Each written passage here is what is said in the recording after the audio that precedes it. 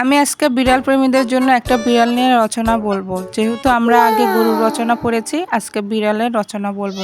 আর রচনাটা শোনার জন্য সবাই আমার ভিডিওর পাশে থাকবেন।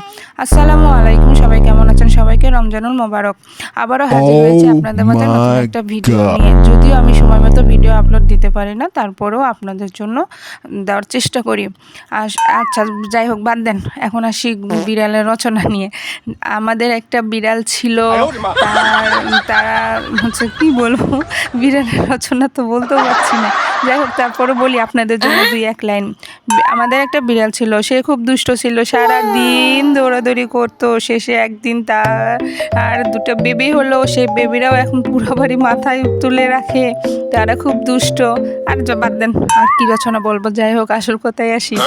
আর জানেন, যারা একবার বিড়াল মানে পালছেন, তাদের প্রতি যে মায়া জন্মাইছে, তারা কখনো বিড়াল ছাড়া থাকতে পারবেন না।